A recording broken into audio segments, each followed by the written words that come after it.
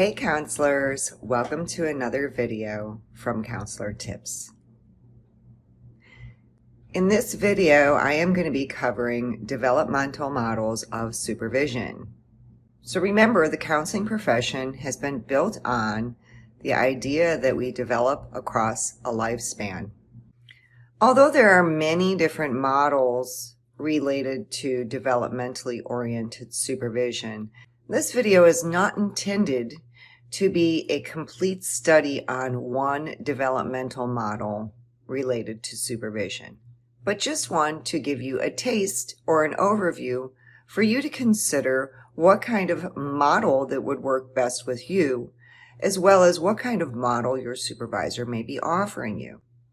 If you are a supervisor, it's best to look at a developmental model when working with your supervisees, as well as what your theoretical orientation is. Both of these will be guiding how you provide supervision to a supervisee.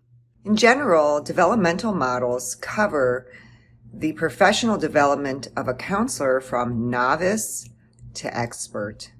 Each stage in every developmental model of supervision has specific characteristics it cites during its developmental stage. For example, a novice counselor is expected to lack confidence and have a very low level of skill that they have attained, while a middle stage counselor may be expected to have more confidence and attained more skills as a counselor, but yet have the conflict of still needing the supervisor but desiring independence. A supervisee at the end spectrum of being more of an expert counselor is likely to have good problem-solving skills about counseling as well as supervision. For the supervisor, it is key to identify exactly what stage the supervisee is in their development as a counselor.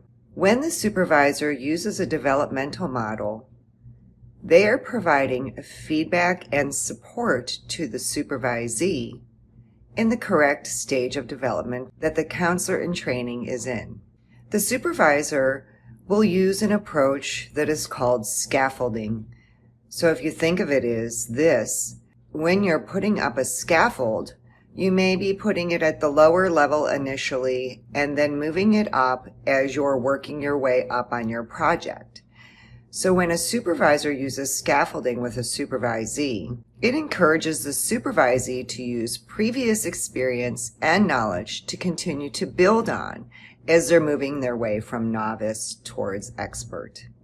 During this scaffolding process, the supervisor will also take skills from the next level up and begin to help the supervisee integrate them into the level that they're currently in. This assists supervisees in developing mastery in their craft.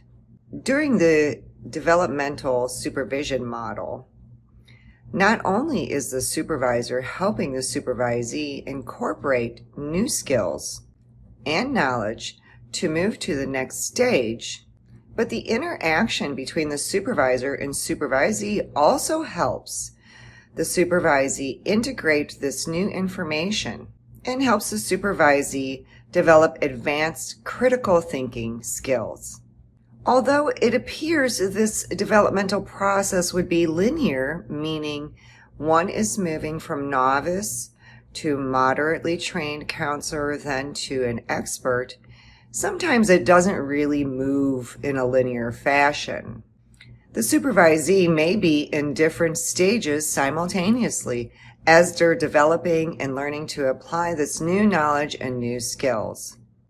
So if you think of it this way, the supervisee may be at a moderate learning level, and that means that they have had sufficient development of knowledge and skills due to exposure to different clients that they work with and have processed these with the supervisor, but the supervisee may encounter a client that they've never worked with or a condition that it looks vastly different from a similar condition they treated earlier. And then as a result, the supervisee develops once again very high anxiety and the feeling of being a novice all over again. If you found this video helpful and you believe it can assist another counselor or another supervisor, please consider sharing it. If you're learning from counselor tips, please consider subscribing to this channel, and hey, turn on the bell so you know when I have a new video. I'll see you soon.